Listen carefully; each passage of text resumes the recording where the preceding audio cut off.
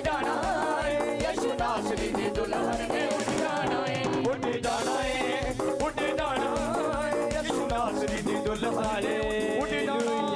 Hallelujah, hallelujah. सब फिर से ऊंची आवाज से कहें, एक मन होकर हालेलुया।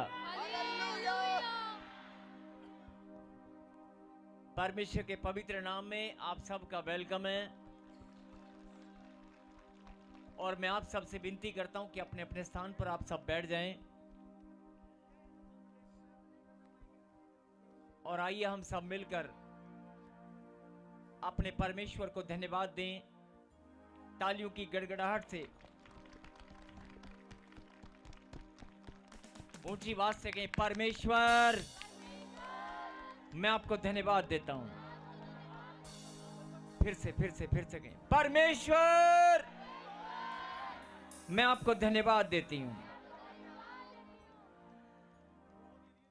जोरदार तालियों के साथ धन्यवाद की भेंट अर्पित करते हुए उसके बच्चे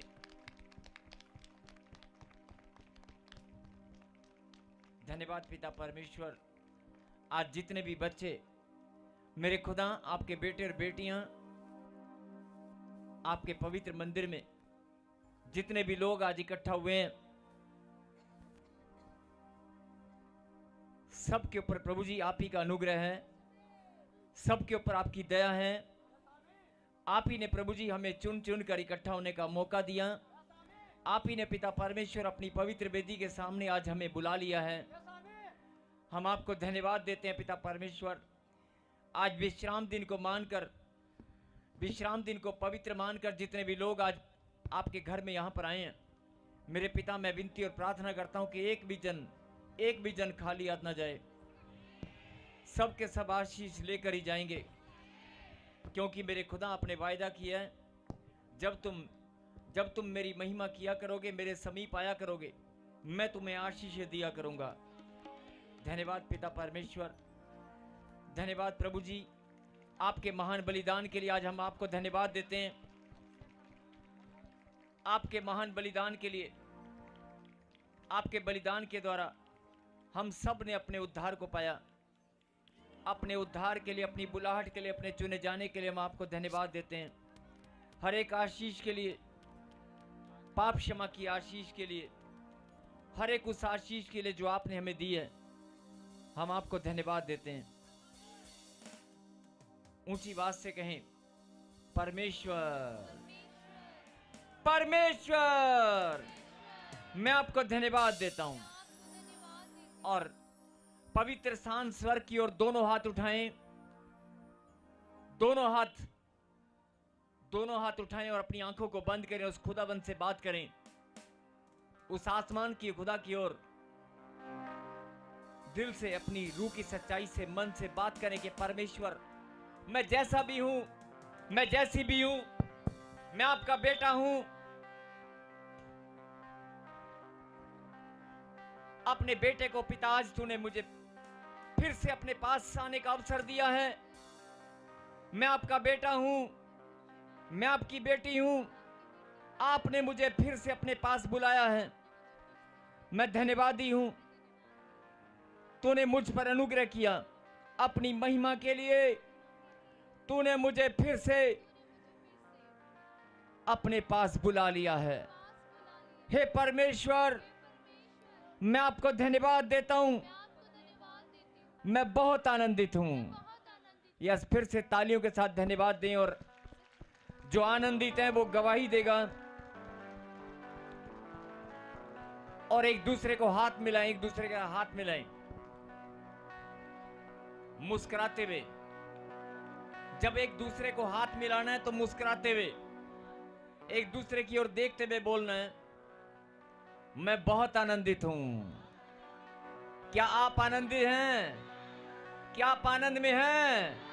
अपने बगल वाले को पूछो, क्या आप आनंद में हैं? अरे चिंता में तो नहीं है? अरे कोई बोझ में तो नहीं है? क्या आप आनंद में हैं? ऐसे नहीं, शर्माना नहीं है। फिर एक दूसरे की तरफ देखना है, देखकर बोलो, कोई बोझ में तो नहीं है, कोई चिंता में तो नहीं है। फिर से कहें, हे परमेश्वर, मैं बहुत आनंदित हूं। मैं आपको धन्यवाद देता हूं। जोरदार तालियों के साथ धन्यवाद पिता परमेश्वर। आपके बच्चों ने प्रभु जी आज आपके चरणों में धन्यवाद की भेंट अर्पित की है। स्वर से आप ग्रहण करें और सबको आशीष दें। कोई अगर दुखी है, परेशान है, लाचार है, चिंताओं में है, बीमार है, जिसको डॉक्टर ने अगर कोई रिपोर्ट में गड़बड़ी आ गई है, कोई बहुत लंबे समय से प्रार्थना में मांग रहा है लेकिन अभी तक उत्तर नहीं मिला, आज फिर से अपने मन को फिरा ले, फिर से विश्वास कर, एक बार अपने मन से बोल दे कि मेरा परमेश्वर मुझ पर दया करने वाला परमेश्वर है। मैं अपनी ब्लेसिंग को लेकर ही जाऊंगी। सच में वो दया करने वाला परमेश्वर है। आज आप खाली हाथ नहीं जाएंगे। और जितने भी बच्चे ताजपुर चर्च में प्रॉफेट बजिंदर सिंह मिनिस्ट्री में, चाहे वो ऑनलाइन है, चाहे वो यहां पर बैठे हैं, सबको बुलाने वाला परमेश्वर है। सबको इकट्ठा होने का जो अवसर परमेश्वर ने दिया आज, ये परमेश्वर की इच्छा है, ये परमेश्वर की महान योजना है। कहें आमीन। और हम सब उसकी योजना का हिस्सा हैं। कहें आमीन। और सच में मेरे खुदा, मैं आपको धन्यवाद देता हूं। आज अपने बच्चों को प्रभु जी आपने फिर से अपने पास आने का मौका दिया। मैं आपका दास आपके चरणों में विनती और प्रार्थना करता हूं। चाहे कोई पहली बार आया, चाहे कोई प्रार्थना सभा में पहली बार शामिल हुआ है, लेकिन खुदा सब पर दया करने वाले, सबको बुलाने वाले आप ही परमेश्वर हैं। और मेरे पिता, अगर कोई दुख और तकलीफ में है, किसी के हृदय में बोझ है, कोई बड़ी भारी चिंता में है, कोई निराशा में, कर्जे में दबा है, सबके बोझ को हल्का करने वाले आप परमेश्वर हैं। मेरे खुदा, आपने वायदा किया है आकाश और पृथ्वी टल जाएंगे लेकिन मेरे मुंह से निकली वाणी नहीं टलेगी। कहें आमीन। सच में प्रभु ने कहा कि मेरे मुंह से निकला वचन नहीं टलेगा। हम सब इस बात को जानते हैं। और प्रभु के वचन में लिखा है, ऐ बोझ से दबे हुए लोगों।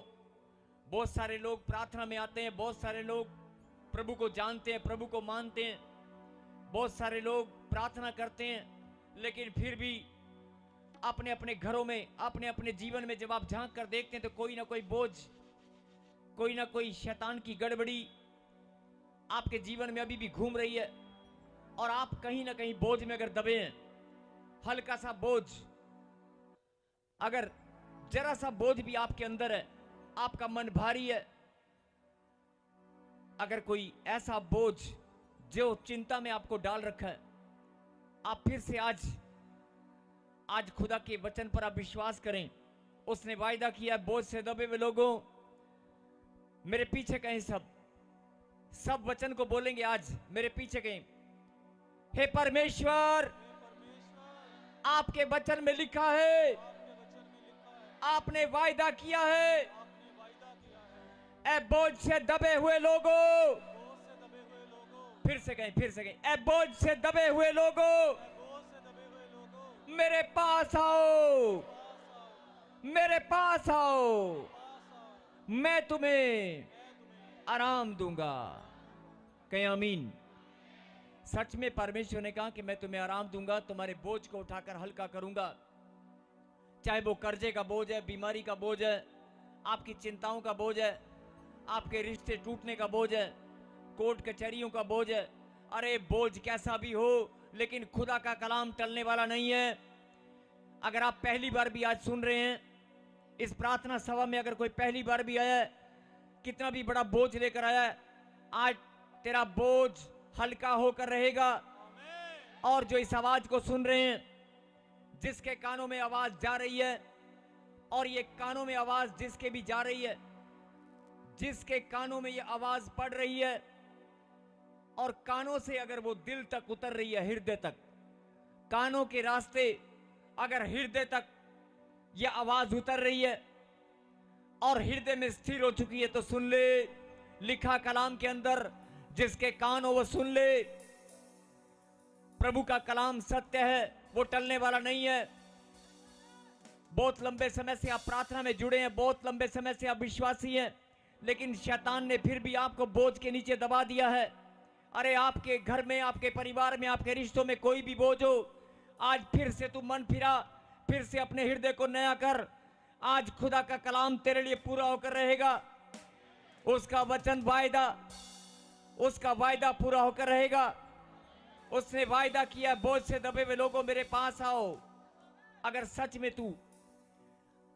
सच में उसके बेटे और बेटियां उसके पास आए हैं, तो आज वो बोझ हल्का होकर रहेगा। कैसी भी चिंता, कैसा भी कर्जा, कैसी भी प्रॉब्लम, कैसी भी बीमारी है, बहुत सारे लोग रोजगार नहीं है, किसी के पास बच्चा नहीं है, किसी के पास घर नहीं है। आज छोड़ दो अपने बोझ को, परमेश्वर के पास रख दो और कह दो कि मेरा बोझ परमेश्वर ने उठाकर हल्का कर दिया है। आपको मुंह से बोलना होगा, मन से विश्वास करना पड़ेगा। जब आप बोलेंगे, जैसा तेरा विश्वास है वैसा तेरे लिए होकर रहेगा। और ये भविष्यवाणी है। आज जितने भी लोग मन फिराकर अपने बोझ को परमेश्वर के पास लेकर आए हैं, आज कोई भी अपने बोझ को वापस लेकर नहीं जाएगा। अभी अपने आप को आप हल्का महसूस करेंगे। अपनी आंखों को बंद करें, अपनी आंखों को बंद करें और जो भी आपका बोझ है, जो भी घर में, परिवार में, रिश्तों में, अपनी आंखों को बंद करें। अपने मन में उस बोझ को याद करें और सच्चे मन से परमेश्वर को कहें, मन से कहें, परमेश्वर इस बोझ को मैं सदा के लिए, हमेशा के लिए आपके पास लेकर आई हूं और आज इस बोझ को मैं लेकर नहीं जाऊंगा। चाहे वो नशे का बोझ है, जादू टोने का बोझ है, कोई भी बोझ है, पहाड़ जैसी समस्या क्यों ना हो, आप कह दो परमेश्वर से कि इस बोझ को मैं आपके पास लेकर आया हूं, मैं आज लेकर नहीं जाऊंगा। अपने मन से बात करें।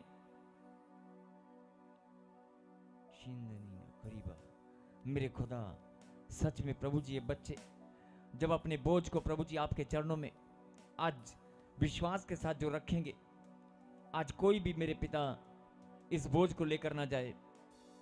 तेरा वचन सबके जीवन में, सबके हर एक के जीवन में पूरा होने पाए। जो ऑनलाइन देख रहे हैं, अपनी अपनी ब्रांच में जहां भी हैं, वो जो भी लोग मेरे पिता इस समय अपने बोझ को आपके पास रख रहे हैं, सबका बोझ हल्का होने पाए। धन्यवाद परमेश्वर। जोरदार तालियों के साथ प्रभु को महिमा दें।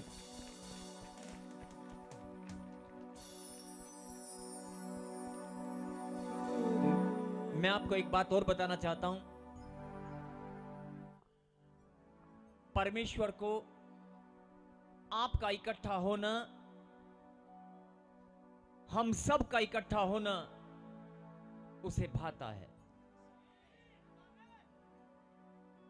जब आप विश्राम दिन को पवित्र मानकर इकट्ठा होते हैं प्रभु की महिमा के लिए, जितने ज्यादा से ज्यादा लोग आप इकट्ठा होते हैं, उतना ही परमेश्वर को ज्यादा आनंद आता है। इंसान को लगता है कि मेरे जीवन में शायद अच्छा समय नहीं आया। जो लोग अभी ऐसा बोलते हैं कि मेरे जीवन में अच्छा समय पता नहीं कब आएगा, आप आज से ये बोलना, सोचना, अपने मुंह से अंगीकार करना बंद कर दें कि मेरे जीवन में अच्छा समय कब आएगा। आप ऐसा बोलना शुरू करें कि बड़ा सुंदर समय शुरू हो चुका है, बड़े आनंद की घड़ी मेरे जीवन में चल रही है, और जो समय परमेश्वर ने मेरे जीवन में ठहराया है वो आनंद से भरा हुआ है। जो समय परमेश्वर ने मेरे जीवन में ठहरा दिया है, जो ये घड़ी अभी चल रही है, ये घड़ी बड़ी अनमोल है और ये समय मेरे लिए आनंद से भरा हुआ है। कहें आमीन।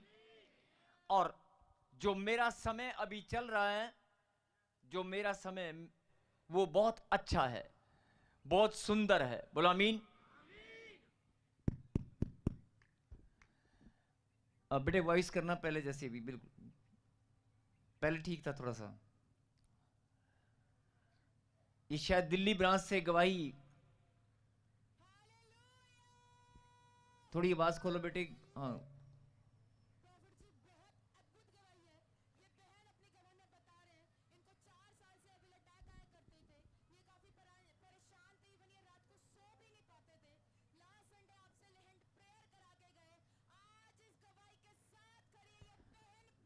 ये गवाही बहन बता रही है कि लास्ट संडे यहां पर आकर प्रे करा के गए थे और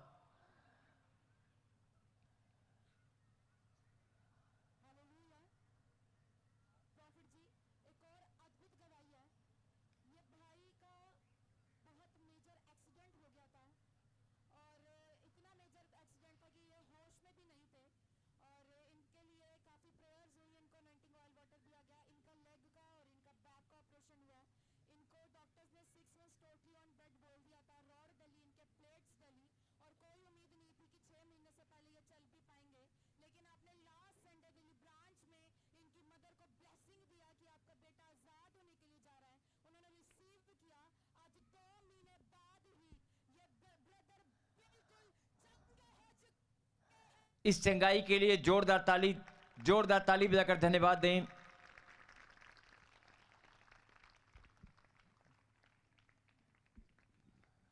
यस, फिर से कहें, हे परमेश्वर, जो आपने समय मेरे जीवन में ठहरा दिया है और जो मेरा आने वाला समय है वो सुंदर है।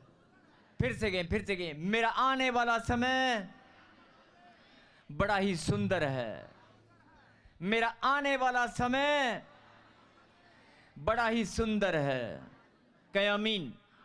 अगर आप ऐसे बोलकर डेली, रोज, हर समय आप ऐसा बोलना शुरू करें, आप देखना आपका समय, आपका जो जीवन की परिस्थिति है वो बदलेंगी और वो समय सुंदर बनता चला जाएगा। वो समय जो आने वाला है वो आनंद से भरता हुआ महसूस होना शुरू हो जाएगा। और क्योंकि बाइबल में प्रभु ने लिखा है, जो तू मुंह से निकालेगा वो पूरा होकर रहेगा, तेरे मुंह का सृजनहार मैं हूं। कहे आमीन। और आज से आपको यही बोलना है कि मेरे जीवन में जो समय परमेश्वर आपने ठहराया है और जो आने वाला समय, फिर से कहें, जो आने वाला समय है बड़ा ही सुंदर है। कहें आमीन। और आज के वचन में जाने से पहले एक बड़ी जरूरी बात जिस पर हमें ध्यान देना है। सबसे पहले अपनी आंखें बंद करें, एक प्रार्थना सब मिलकर करेंगे। सर्वशक्तिमान परमपिता परमेश्वर, हम आपको धन्यवाद देते हैं। आज का दिन, यह समय प्रभु जी आपने जो हमारे जीवन में ठहराया है और जो वचन प्रभु जी आपने भेजा, जो शिक्षा आपने हमारे लिए भेजी है, मेरे पिता, उसे हम सुनकर ग्रहण करें और हम वचन की शिक्षा में, आत्मिक जीवन में मेरे पिता हम बढ़ते जाएं और आपकी महिमा करने में, और मेरे पिता अपने जीवन में हर एक आशीष को ग्रहण करते हुए हम बढ़ते जाएं, यीशु मसीह के नाम में। कहें आमीन।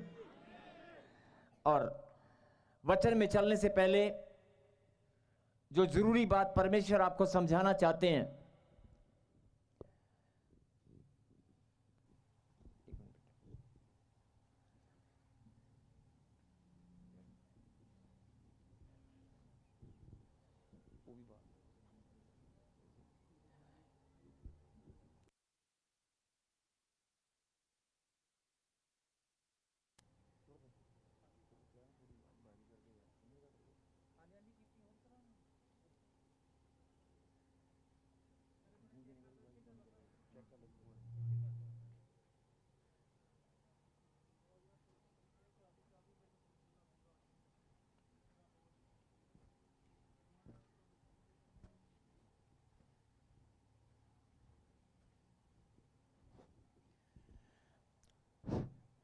हालेलुया। जो परमेश्वर आपको आज समझाना चाहते हैं, बहुत सारे लोग प्रार्थना में विश्वास में बनकर, विश्वास में बने रहकर भी और प्रार्थना करते हुए भी अपने जीवन की ओर जब देखते हैं तो कोई ब्लेसिंग, कोई चंगाई, कहीं ना कहीं रुकावट है। उनको लगता है कि मेरे जीवन में कोई रुकावट है और कुछ काम अभी होना बाकी है। ऐसे बहुत सारे लोग अपने जीवन में जब देखते हैं कि मेरे काम रुके हुए हैं,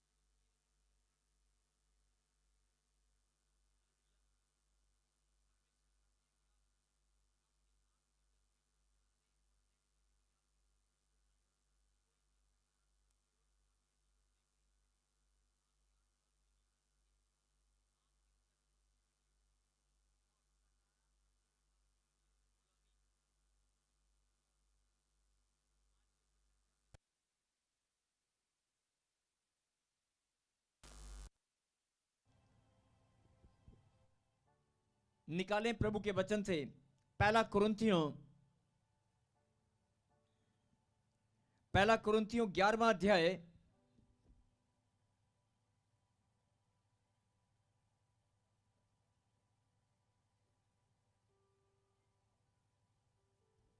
पहला कुरिन्थियों 11वां अध्याय और पढ़ेंगे 26 आयत को, चैप्टर 11 एंड वर्स 26 को हम पढ़ेंगे।